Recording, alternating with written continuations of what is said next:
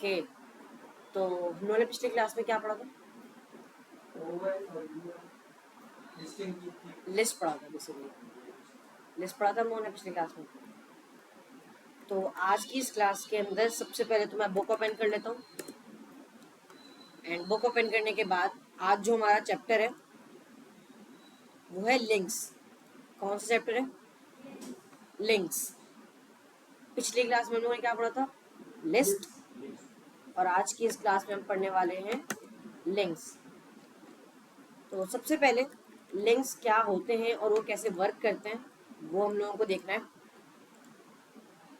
यहाँ पर लिंक्स के अंदर अगर आप यहाँ पर देखें तो ये कह रहे हैं creating links between pages, linking to other sites, email links. 3 तरीके के लिंक्स होते हैं। कौन कौन से? Creating links between pages, linking to other sites और ईमेल लिंक्स।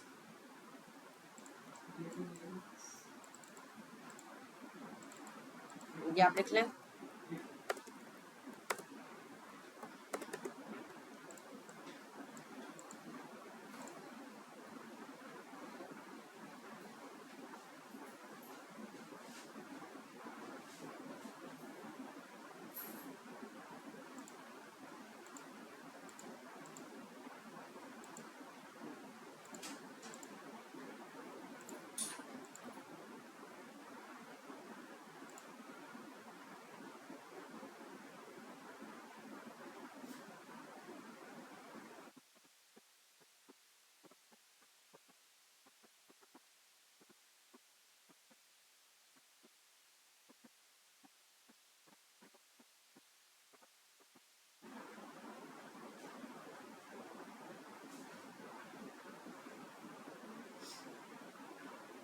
लिख लिया आपने, आप लोगों ने?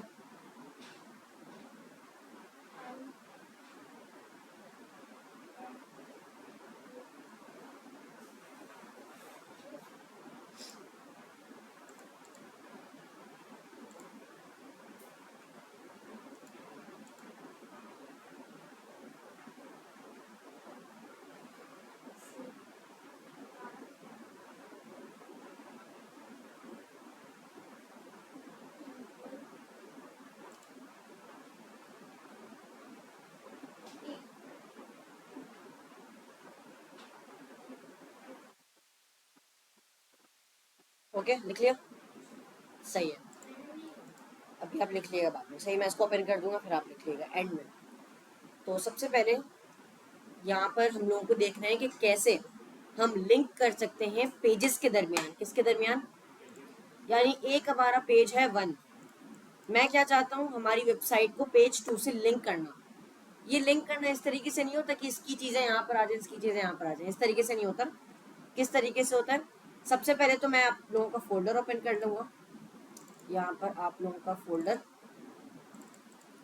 इसको मैं यहाँ पर सबसे पहले तो एक फोल्डर बना लेंगे क्लास 4 के नाम से। क्लास 4 के अंदर हम फाइल कैसे बनाते हैं? न्यू टेक्स्ट डॉक्यूमेंट और index.html। यस, उसके बाद इसको right click, open with notepad, open with notepad. अब ये जब नोटपैड में ओपन हो जाता है तो हमें स्ट्रक्चर लिखना पड़ता है। स्ट्रक्चर क्या है? HTML tag. उसके बाद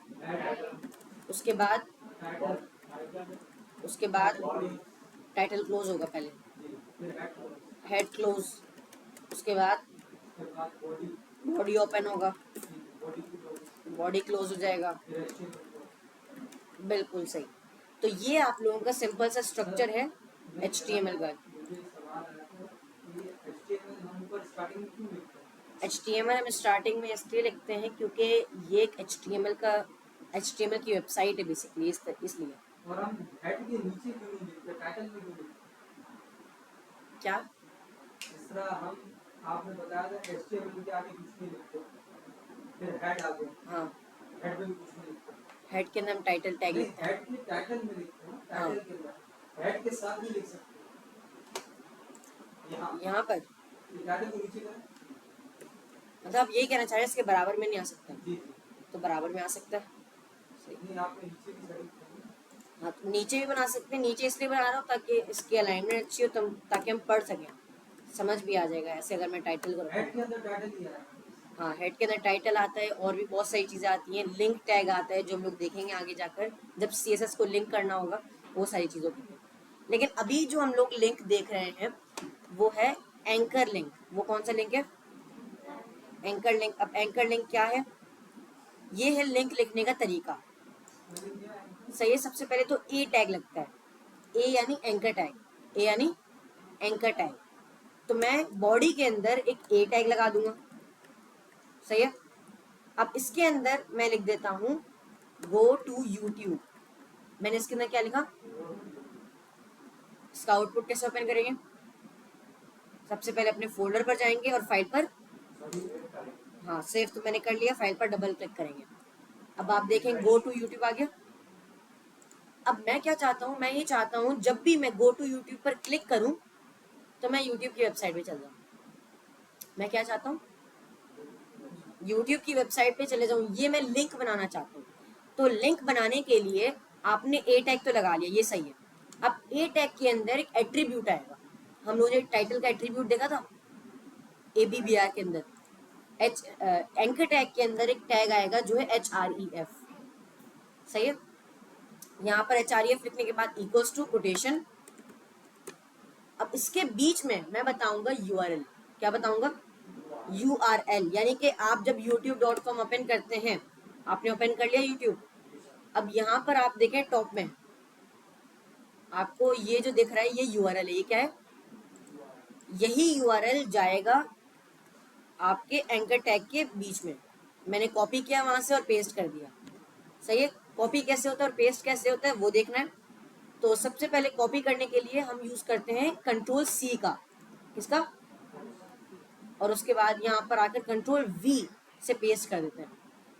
यानी कि अगर मैं यहाँ पर आपको कीबोर्ड ओपन करके शो करूं, सही है, तो इधर देखो,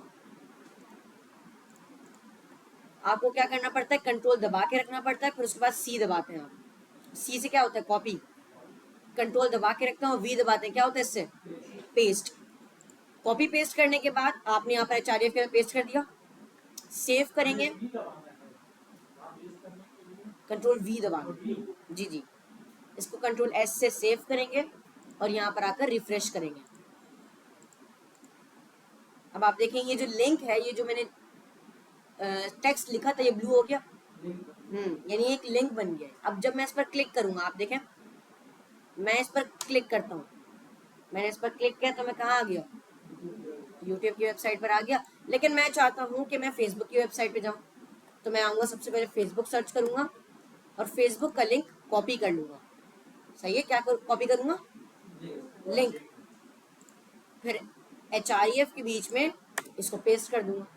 सही है। अब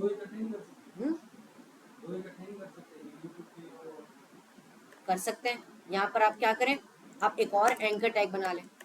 नहीं, इसी के साथ नहीं होगा, ये अलग से उसको कमांड देंगे। अगर हम लोग इसी के साथ करेंगे तो आप क्या चाह रहे हैं कि जब क्लिक हो तो दोनों में चल जाए?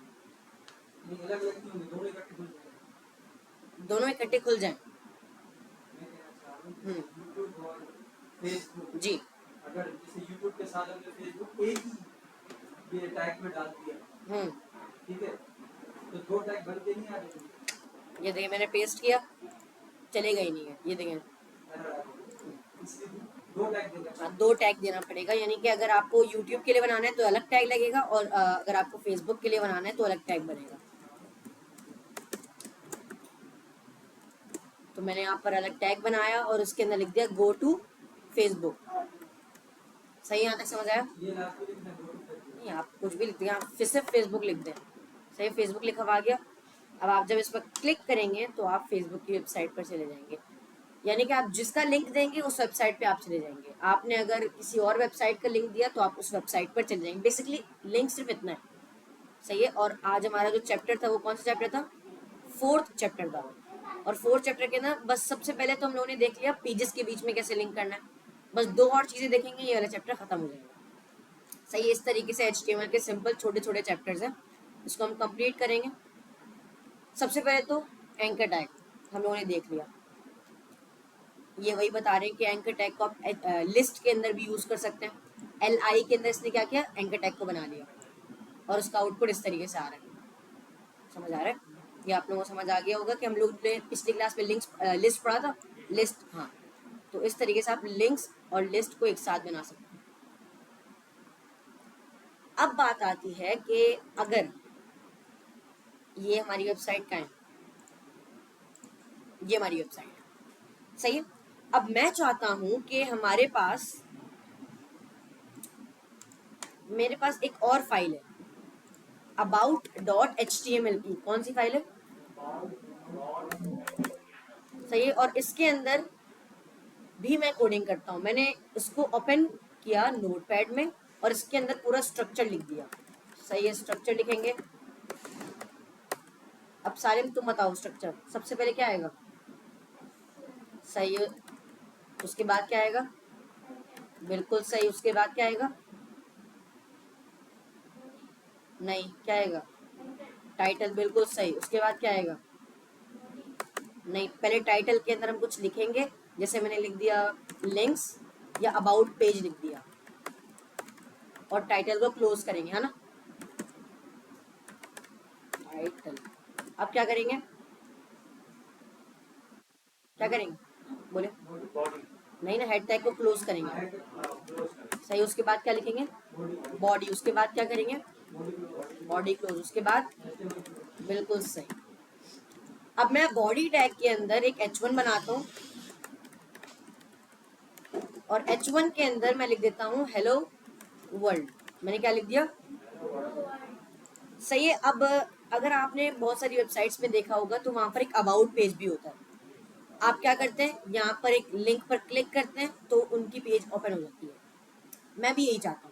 मैं ये चाहता हूँ कि अभी तो हम index.html में ना, यहाँ पर एक लिंक बना हुआ अबाउट पेज, जब मैं क्लिक करूँ तो मैं हमारी HTML की अबाउट पेज पे चली।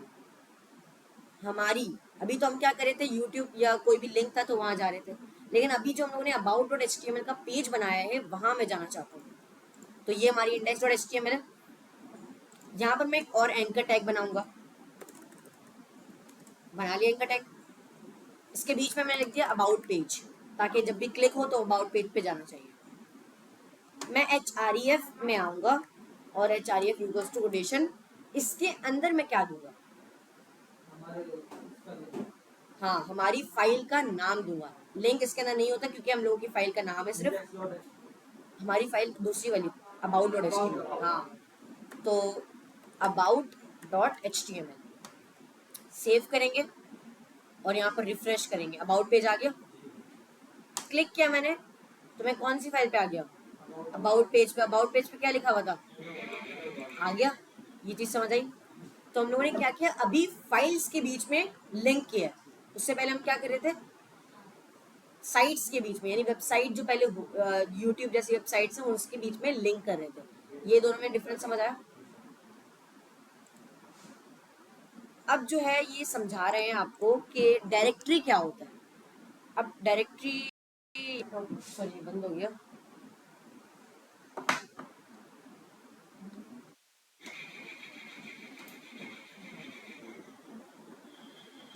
कौन है? आप दोनों को बुला रहे हैं, जाओ।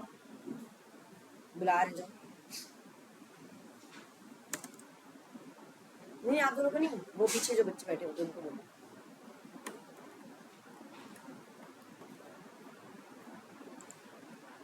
सही दिख रहे हैं? अब मैं क्या बता रहा था? डायरेक्टरी बता रहा जी। तो डायरेक्टरी हमारे पास, सबसे पहले डायरेक्टरी का मतलब होता है फोल्डर। डायरेक्टरी का मतलब क्या होता है? फोल्डर। यानी मैं यहाँ पर एक फोल्डर बनाता हूँ अबाउट के नाम से और उसके अंदर अपनी फाइल रख देता हूँ। ये अभी मेरी फाइल कहाँ है? अबाउट के फोल्डर के अंदर है।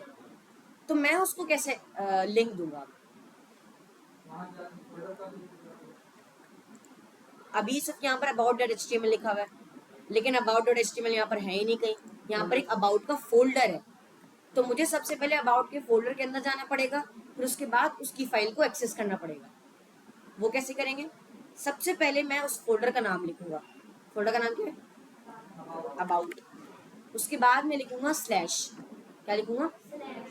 स्लैश से क्या होगा, मैं उसके अंदर चले जाऊंगा। अब उसके अंदर कौन सी फाइल है? about.html। बिल्कुल सही। अब ये बन गया एक लिंक। अब जब आप इस पर क्लिक करेंगे, मैं पीछे जाता हूँ और अब इस पर क्लिक करता हूँ तो मैं हेलो वर्ल्ड पे आ गया।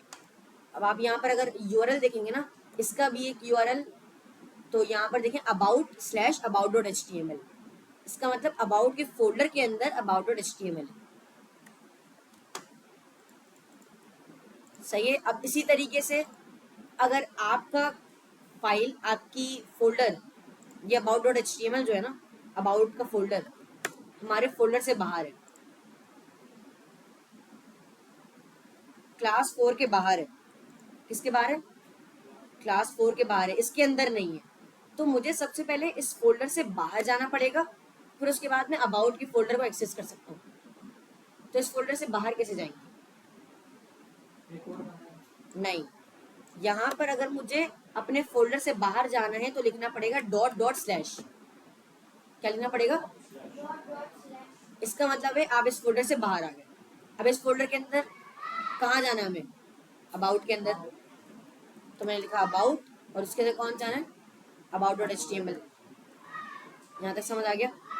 यानी अगर हमारे पास फोल्डर से बाहर है तो भी हम एक्सेस कर सकते हैं, फोल्डर के अंदर है तो आप लोगों को समझ आ गया। ये डायरेक्टरी का बेसिकली एक फोल्डर होता है आप जिसके साथ काम कर रहे थे। अब मैं इस पर क्लिक करता हूँ। अब आप देखें यहाँ पर आपको दिख रहा है आगाज टैग के अंदर अबाउट का फोल्डर है। ये चीज समझ आ गई कैसे हो रहा है ये तो मसला। ये हमारे पास था बेसिकली डायरेक्टरी। इधर है डायरेक्टरी स्ट्रक्चर।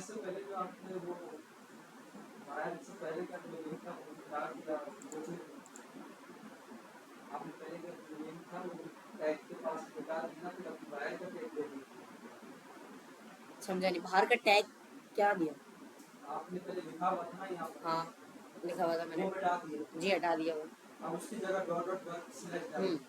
ये बाहर के लिंक था। हाँ ठीक है। मैं ये कह रहा था कि हम जब प्रैक्टिस करेंगे तो वो लिंक तो हमें जरूरत नहीं आ रही।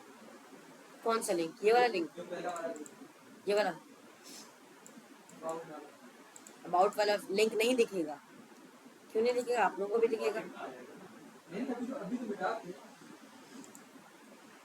अच्छा, अबाउट वाला लिंक मैंने हटा दिया तो आप लोगों को नहीं दिखेगा, ये कहना चाह रहे हैं। तो मैं उसको दोबारा पेस्ट कर देता हूँ और लगा देता हूँ। सही, ये पहले वाला है। एक अलग बन जाए ना ताकि वो भी सामने। सही, ये पहले वाला है। हाँ, ऐसे। सही है। और ये हमारे पास दूसरा है। सही, ये चीज समझ आ गई। तो ये हो गया लिंक। आज हम लोगों ने 4th चैप्टर भी कंप्लीट कर दिया 4th क्लास में, लेकिन आज हम दूसरा चैप्टर भी पढ़ेंगे। इसके अंदर कुछ चीजें हैं वो भी देख लेते हैं पहले। इसके अंदर एक है ईमेल लिंक। क्या चीज है? Email link. तो सबसे पहले ईमेल लिंक्स क्या होते हैं? ईमेल लिंक यूज होता है कोई भी वेबसाइट में ना, आप जब इस पर क्लिक करते हैं तो आप किसी बंदे को ईमेल भेज सकते हैं। कैसे करते हैं वो? सबसे पहले तो मैंने यहाँ पर एंकर टैग लगाना जरूरी होता है, तो एंकर टैग लगाया मैंने, href भी लिख दिया और एंकर टैग को क्लोज कर दिया। href का मतलब होता है हाइपर रेफरेंस, जिसके अंदर आप अपना यूआरएल लिख रहे होते हैं। बेसिकली इसका मतलब उधर होता है कि आपकी यूआरएल क्या है। सही है, इसका यही मतलब होता है। सही है। आपने क्या किया, एंकर टैग के बीच में लिख दिया।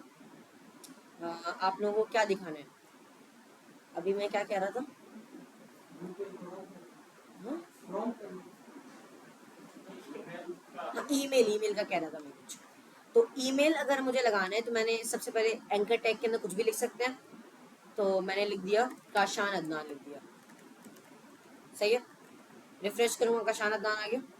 अब मैं क्या चाहता हूँ, मैं जब ये चाहता हूँ जब भी इस पर क्लिक करूँ तो एक ईमेल पॉपअप आ जाए कि मैं किसी बंदे को ईमेल सेंड कर सकूँ। सही है। तो मैं यहाँ पर href के अंदर लिखूंगा मेल टू। क्या लिखूंगा? मेल टू के बाद कॉलन लगाएंगे और उसके बाद किसी यूजर नेम का ईमेल लिख देंगे। मैंने लिख दिया kashan@adnan@gmail.com। ये पूरी जीमेल है तो मैंने लिख दिया जीमेल। अब क्लिक करके चेक करते हैं, ब्लू हो गया। जब मैं इस पर क्लिक करता हूँ, रिफ्रेश कर दिया मैंने इस पर क्लिक किया। यहाँ पर नीचे देखें एक मेल टू लिखा हुआ है, ये मेल टू लिखा हुआ है। तो ये लिंक हमारे पास वर्क सही कर रहा है, लेकिन यहाँ पर कोई चीज़ शो नहीं हो रही है, क्योंकि अगर हम ये देखें, ये मेल का सॉफ्टवेयर है ना, ये मेल वाला, ये मेल वाला सॉफ्टवेयर ओपन हो जाता है जब भी आप इस पर क्लिक करते हैं। अभी क्यों नहीं हो रहा, मैं 2 मिनट उसको चेक कर देता हूँ।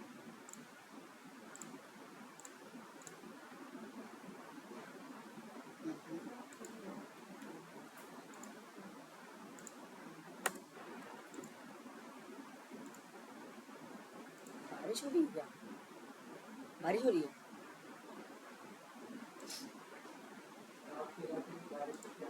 नहीं आती, बाहर हो रही थी। नहीं नहीं, बाहर यानी औरंगी टाउन से बाहर, कुछ वहाँ पर भी नहीं होती।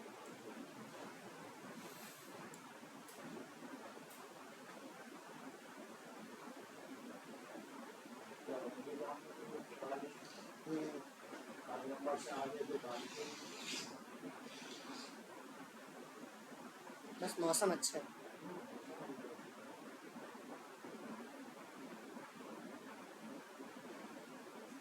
सर मैंने एक दिन आपको देखा था तो वो कह रहे थे कि HTML पुराना हो गया है, अब जो है वो एक और रिएक्ट चलता है। रिएक्ट चलता है, तो रिएक्ट ही तो पढ़ना है हमें। समझ तो HTML मैंने बताया तो था सबसे पहले, HTML तो कोई यूज़ ही नहीं करता, मैं बताया तो था। हम रिएक्ट ही पढ़ेंगे। अब चेक करते हैं इस पर क्लिक करके, ये सब पढ़ना ज़रूरी है रिएक्ट पढ़ने के लिए। आप बेस सिखा रहे हैं। हम तो नए, आपको तो पता नहीं है, वो तो क्योंकि 2000 का कुछ नहीं है, पूछ लेंगे जी। अभी तो हमें कुछ नहीं पता। हाँ, अब देखें जब भी मैं क्लिक करूँ तो एक आ रहा है, मैंने इस पर क्लिक किया, अब यहाँ पर नीचे ओपन हो जाना चाहिए। अभी ओपन क्यों नहीं हो रहा ये मुझे समझ नहीं आ रहा, लेकिन यहाँ पर ओपन हो जाता है जब भी आप इस पर क्लिक करते हैं। सही है। मेल का आप लोग ट्राई करिएगा, शायद आप लोगों के पास ओपन हो जाए। सही, ये चीज़ समझ आ गई? कोई क्वेश्चन? हाँ, प्रैक्टिकल करेंगे तो ज़्यादा समझ आएगा। आप लोगों ने जैसे लिस्ट वगैरह की बहुत सारी प्रैक्टिस की है, तो आप लोगों को बहुत सारी चीज़ समझ आई होंगी। बहुत मजा आया। तो अब जो है हमारा फिफ्थ, इसी तरह और दिया करें ताकि हमारे नॉलेज। और जैसे मेरे चैनल में भी मैं यूट्यूब की वीडियोस अपलोड करता हूँ ना, HTML CSS दोनों की, जैसे अभी हम लोग कर रहे हैं, तो इसी तरीके से दूसरे बैच के भी स्टूडेंट्स की वीडियो अपलोड करता हूँ, तो आप यहाँ पर देख सकते हैं उनकी भी वीडियोस। शायद है, मैंने आप लोगों को सेंड की थी एक इमेजेस वाली, ये वाली थी, दी थी ना, ये है। क्या चीज़ नहीं समझ आती? अगर मैं ये देखे ना, जैसे मैं इसको थोड़ा सा करता हूँ, अब यहाँ पर जो है लिंक को देख लो, लिंक के अंदर ये वही मैं बता रहा हूँ, हाइपर रेफरेंस। सही, ये हमारे पास चीज़ है। सर बात किस तरह की, ये इतने सारे टैग हैं, ये इतने याद तो नहीं हो सकते, किस तरह करें प्रैक्टिस? देखें, अभी मैंने पूछा कि हम लोगों ने पिछली क्लास में क्या पढ़ा था, आपने बता दिया OL UL, याद है आपको, तो आपने प्रैक्टिस की तो याद है। अब आप आगे पढ़ेंगे, प्रैक्टिस करेंगे, याद हो जाएंगे। नहीं, जिस तरह मैं बुक पढ़ रहा था तो बड़ी इतने ज़्यादा टैग नहीं है, इतने ज़्यादा टैग पढ़ने भी नहीं है, क्योंकि बहुत कम टैग यूज़ होते हैं और मेन टैग्स हम पढ़ेंगे। प्रोफेशनल लेवल पे जब जाएंगे तब कौन सी, जो आपने कौन सी वेबसाइट ली थी जो असल काम करते हैं, जिस पे आपने बताया था ना कि नोटपैड का हमें प्रैक्टिस के लिए किया हुआ है, असल आपने दिखाई थी VS कोड, क्या नाम? VS कोड, VS कोड, जिसको आप काम देखते हैं खुद ही आ जाता है। वो भी हम लोग पढ़ेंगे, शायद 2-3 क्लासेस बाद स्टार्ट कर देंगे उसको भी। सही है। ये अच्छी चीज़ है, क्योंकि मेरा कीबोर्ड पे हाथ तो बहुत अच्छा काम करता है, लैपटॉप तो मैंने अभी खरीदा, लैपटॉप पे अभी आहिस्ता आहिस्ता हाथ काम में आ रहा है। सही है। सही है, तो हमारे पास सबसे पहले अभी हमारे पास 5th चैप्टर आ गया, कौन सा? इमेजेस। अभी हम लोगों को देखना है कि how to add images to pages, यानी इमेज कैसे लगाएंगे। और उसके बाद इमेज लगाने के बेसिकली 2 तरीके होते हैं। कितने तरीके होते हैं? एक होता है ऑनलाइन और एक होता है ऑफलाइन। कौन कौन से तरीके होते हैं? ऑनलाइन और ऑफलाइन। ऑनलाइन का बेसिकली ये मतलब होता है कि आप कोई इमेज गूगल से या इंटरनेट से उठा रहे हैं। जैसे मैं यहाँ पर सर्च करता हूँ कार या कंप्यूटर इमेज, सही है। तो आपको यहाँ पर कंप्यूटर इमेज दिख रहा है। मैं यहाँ पर कोई भी इमेज उठाना चाहता हूँ, मैं ये वाली इमेज लगाना चाहता हूँ अपनी वेबसाइट में। अभी तक तो हम लोग सिर्फ टेक्स्ट वगैरह लिख रहे थे, लेकिन अपनी वेबसाइट में इमेज लगानी है तो हम इसका यूज करेंगे। कैसे? मुझे ये वाली इमेज लगानी है, क्या करूँगा? राइट क्लिक करूँगा। हाँ, इमेज पे राइट क्लिक करेंगे, सही है। अभी देखेंगे ना, यहाँ पर जैसे मुझे ये वाली इमेज चाहिए, आप यहीं पर राइट क्लिक नहीं करेंगे, यहाँ पर राइट क्लिक नहीं करना है, सबसे पहले इस पर क्लिक करना है। क्लिक करेंगे ना तो ये पूरी इमेज लोड हो जाएगी, वरना भी देखें कितनी ब्लर ब्लर इमेज है ये वाली, वरना ये देखें जब मैंने क्लिक किया तो कितनी अच्छी आ रही है इमेज, सही, वरना ऐसी ब्लर इमेज आ जाएगी। अब आप क्या करेंगे? कॉपी इमेज एड्रेस पे जाएंगे। कहाँ जाएंगे? कॉपी इमेज एड्रेस, यानी कि हम इंटरनेट का एड्रेस उठा रहे हैं, इंटरनेट का एड्रेस उठा रहे हैं जहां पर ये इमेज अपलोडेड है। अगर मैं इसको पेस्ट करूंगा ना तो आप देखें ये वहीं ले आया मुझे। अब ये जो यूआरएल है, ये कौन सा यूआरएल है? इंटरनेट का यूआरएल है, यानी हम ऑनलाइन तरीके से इमेज लगा रहे हैं। हम आएंगे और यहाँ पर इमेज लगाने के लिए सबसे पहले तो हमें एक टैग लगाना पड़ेगा, जो टैग है IMG। कौन सा टैग है? IMG के अंदर मैं यहाँ पर लिखूंगा SRC एट्रीब्यूट, और यहाँ पर एक और एट्रीब्यूट आता है ALT, दोनों देखेंगे। और ये एक सेल्फ क्लोजिंग टैग है, यानी कि ये स्लैश और इससे डायरेक्टली क्लोज होता है। बेसिकली इस तरीके से होता है। दोबारा लिख के चेक करते हैं। मैंने यहाँ पर सबसे पहले IMG लिखा है और उसके बाद SRC। SRC का मतलब क्या होता है? सोर्स। क्या मतलब होता है? यानी कि जो आप इमेज लगा रहे हैं उसका सोर्स क्या है। यानी कोई इमेज होती है, उसका सोर्स होता है कि वो ऑनलाइन है, उसका यूआरएल है, उसकी इमेज की फाइल पाथ है या कोई भी चीज़ है, तो आप सोर्स के अंदर देते हैं। उसके बाद अल्ट। अब ALT क्या है उसको भी हम देखेंगे, और ये इस तरीके से क्लोज हो जाता है, सही है। इसको दोबारा बनाएंगे IMG SRC यानी सोर्स, और सोर्स के बाद ALT। तो ये हम लोगों ने इमेज टैग बना ली। और जो हम लोगों ने यूआरएल कॉपी की है ना, यानी राइट क्लिक करके कॉपी इमेज एड्रेस किया था, वो SRC के बीच में पेस्ट करना है, सही, पेस्ट कर दिया मैंने। अब मैं फाइल को सेव करूंगा और आउटपुट पर आकर रिफ्रेश करूंगा। ये हमारा आउटपुट है, आप देखें हमारे आउटपुट पर इमेज आ गई। बहुत ज़्यादा बड़ी इमेज आ रही है, क्योंकि इस इमेज का साइज आप देखें कितना है, 3000 बाय 1688, इतनी बड़ी इमेज है। पता नहीं, ये हमारी कंप्यूटर की विड्थ के हिसाब से होगा। लेकिन मुझे अगर इस इमेज को छोटा करना है तो वो कैसे करेंगे? इस इमेज को छोटा करने के लिए हम एट्रीब्यूट का यूज़ करेंगे। कौन सा एट्रीब्यूट? विड्थ और हाइट। तो मैं यहाँ पर लिखूंगा विड्थ इक्वल्स टू, और लिख दूंगा विड्थ, यानी विड्थ को कहते हैं हम चौड़ाई कहते हैं शायद, इस तरीके से। हाँ बोले, हाइट को लंबाई कहते हैं, विड्थ को हम कहते हैं चौड़ाई, इस तरीके से, और हाइट हमारे पास लंबाई में होता है, सही है। अब मैं यहाँ पर क्या करता हूँ, मैंने यहाँ पर इसको दे दी विड्थ, विड्थ की एट्रीब्यूट दिख रही है आप लोगों को। अब मैं इसके बीच में लिख दूंगा 400, 400 यानी 400 बड़ा आ जाए। अब आप देखो 400 जितना हो गया, सही है। लेकिन अगर आप एक चीज देखेंगे, मैंने सिर्फ विड्थ दी है, इसकी हाइट इसने खुद ब खुद कम की है। ये दोनों चीजें ये प्रोपोर्शनली कम करता है। प्रोपोर्शनली का मतलब कि अगर इसकी हाइट है 100, इसकी विड्थ है 200, मैंने इसकी विड्थ कर दी 100, तो ये अपनी हाइट को 50 कर दी। हाँ, तो इस तरीके से प्रोपोर्शनली चलता है, दोनों सेम होता है। लेकिन मैं इसको हाइट अलग से दे भी सकता हूँ। मैंने अलग से इसे दे दिया हाइट ऑफ 200 हाइट दे दी। अब आप देखें वो थोड़ा सा चेंज हो गया। अगर मैं इसको 800 दे देता हूँ, तो इस तरीके से भी आप इमेज को कर सकते हैं, लेकिन इमेज अच्छी नहीं लगेगी। तो बेहतर है कि इसको ना करें, आप सिर्फ विड्थ दें तो विड्थ से अच्छा होगा, सही। विड्थ ये बिल्कुल अच्छा कर देगा आपकी इमेज को। ओके, ये इमेज समझ आ गया पूरी स्क्रीन का पता था जी। पूरी स्क्रीन पर आए, पूरी स्क्रीन पर आए, पूरी स्क्रीन पर लाने के लिए हम लोगों को सबसे पहले तो ये एक लाइन में आ रहा है, तो मैं BR लगाकर इसको दूसरी लाइन में ला दूंगा ताकि दूसरी लाइन में आ जाए। आप लोग पता है ना BR दूसरी लाइन में ला देता है। अब मैं क्या करूँगा, इसको पूरी स्क्रीन के लिए करना है, तो मैं यहाँ पर विड्थ 800 लिखा हुआ है ना, 1800 लिख के चेक करूँगा, ये ज़्यादा बड़ा आ रहा है, मैंने 1200 लिखा, सही है। मैंने यहाँ पर लिखा 1600, 1500, सही है। 1500 के बाद 1550 लेके चेक करते हैं, 1550 ज़्यादा हो रहा है तो 1510 चेक करते हैं, सही है। पूरी स्क्रीन हो गई, हाँ जितना इंक्रीज करना चाहें कर सकते हैं। अब ये पूरी स्क्रीन के लिए हो गया, तो आप इस तरीके से कर सकते हैं, आपकी मर्जी, आप जितना भी करना चाहें। अभी जो हम लोगों ने देखा ये था ऑनलाइन, सही है।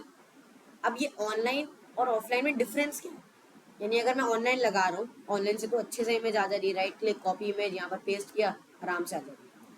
ऑनलाइन का नुकसान ये है कि जब भी आप ऑनलाइन लगाते हैं ना, अगर आपके पास इंटरनेट बंद है वो इमेज नहीं आएगी। ऑफलाइन क्या होती है, डाउनलोड करके आप लगाएंगे तो वो इमेज डायरेक्टली रहेगी, सही है। तो ये मसला होता है बेसिकली। तो यहाँ पर हम क्या करेंगे, हम लोगों ने अभी देख लिया ऑनलाइन, अब क्या देखना है, ऑफलाइन, यानी डाउनलोड करके कैसे लगाते हैं। सबसे पहले तो यहाँ पर कोई एक अच्छी और दूसरी इमेज देख लेते हैं, ये वाली इमेज, सही है। अब मुझे ये वाली इमेज लगानी है ऑफलाइन तरीके से, तो मैं इस पर राइट क्लिक करूंगा और सेव इमेज एज पर क्लिक करूंगा। इस पर क्लिक करूंगा, हाँ हाँ, डायरेक्ट यहाँ से क्लिक नहीं करना, पहले क्लिक करना, फिर यहाँ पर आएगा, फिर हाँ, फिर सेव इमेज एज, और यहाँ पर आप देखें आपको उसी फोल्डर पर सेव करना है जहाँ पर आपका फोल्डर है। जैसे ज्यादातर आप लोगों का फोल्डर डेस्कटॉप पे होगा, आप लोग डेस्कटॉप पर क्लिक करेंगे, आप लोगों को अपने नाम का फोल्डर दिख जाएगा। लेकिन अभी मेरा फोल्डर है दिस पीसी के अंदर, ई के अंदर, आवाज टेक के अंदर है वो फोल्डर, आप लोगों का बैच 9 का फोल्डर है, और क्लास 4 नाम से मैंने एक और फोल्डर बनाया है। अब मैं इसके अंदर सेव करूंगा, सेव, सेव हो गया, ये चीज समझ आ गई। तो फोल्डर ओपन करता हूँ मैं अपना, ये रहा हमारे फोल्डर में ये वाली इमेज आ गई, देख रहे हैं इसका नाम क्या है, पेक्सल्स, ये सब इसका नाम है, पेक्सल डिजाइन कोलॉजिस्ट 17, कोई भी नंबर, लेकिन इतना बड़ा नाम लिखेंगे तो हम वहां पर कैसे लिखेंगे। मैं इसका नाम शॉर्ट कर दूंगा, कैसे, राइट क्लिक और रीनेम कर दूंगा, क्या कर दूंगा, और रीनेम के अंदर मैं इसका नाम लिख दूंगा, लिख देता हूँ कंप्यूटर, लिख देता हूँ, सही है।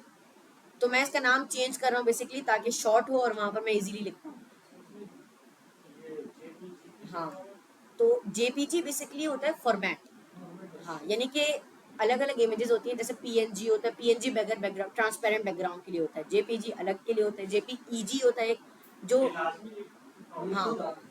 ये खुद आते हैं, ये नहीं हटाना क्योंकि यही इमेज है जी, हाँ, JPG full form joint photographic experts group, सही है। इस तरह से आप सर्च कर सकते हैं। अब इस इमेज को मैंने सेव तो कर लिया, लेकिन अगर मुझे यहाँ पर इमेज लगानी है तो सबसे पहले तो IMG टैग लगाना पड़ेगा, ये तो पता है हमें।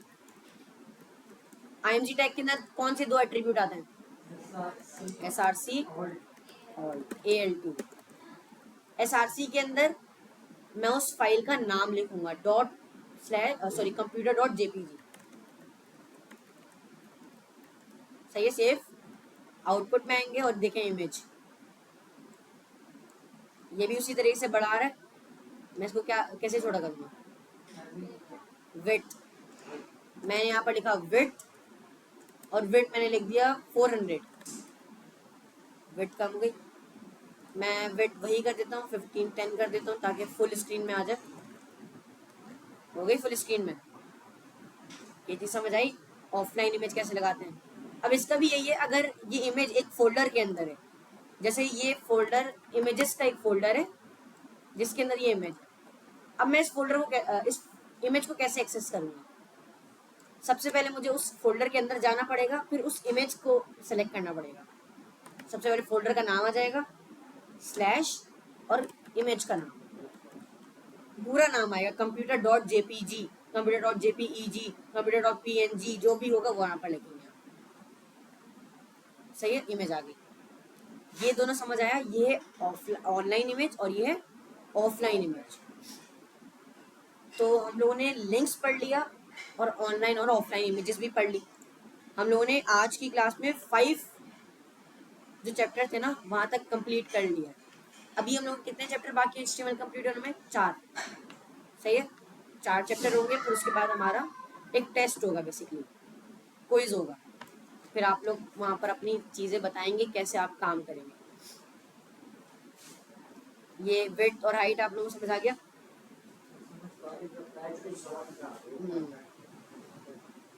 अब जो है हम लोगों को देखना है ऑल्ट। क्या देखना है?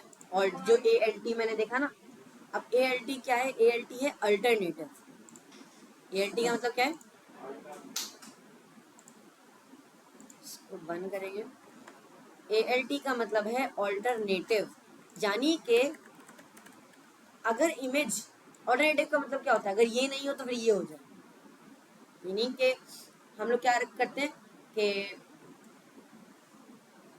इमरजेंसी में ये होता है कि अगर ये नहीं हो ना तो फिर ये वाली चीज ले लो। हाँ, उसके ऑल्टरनेटिव। हाँ, ऑल्टरनेटिव। तो ऑल्टरनेटिव इसी तरीके से होता है। अगर इमेज हमारे पास नहीं आ पाए तो उसके ऑल्टरनेटिव में क्या है वो हम ऑल्ट के अंदर लिखते हैं। अगर इमेज किसी वजह से नहीं आ पाएगी तो आप यहाँ पर शो कर दो कंप्यूटर, क्या लिखा हुआ आ जाए?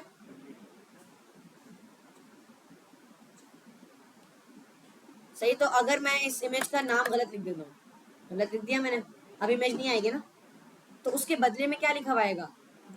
कंप्यूटर लिखा हुआ आएगा। चेक करते हैं क्या लिखा हुआ है। कंप्यूटर लिखा हुआ है। अगर मैं कंप्यूटर की जगह लिख दूं हेलो, हेलो लिख देते हैं पूरा, हेलो लिखा हुआ है। सही है। तो ये है ऑल्ट। बेसिकली ऑल्ट ये करता है। ऑल्ट क्या करता है? अगर वो इमेज कहीं किसी वजह से नहीं आ पाती है तो वो उसको यहाँ पर उसकी जगह कोई भी टेक्स्ट शो कर देता है। क्लियर है? मैं हाँ, सिर्फ टेक्स्ट आ जाएगा। मैंने यहाँ पर सही लिख दिया, अब इमेज आ जाएगी। सही है। अब यहाँ पर सबसे पहले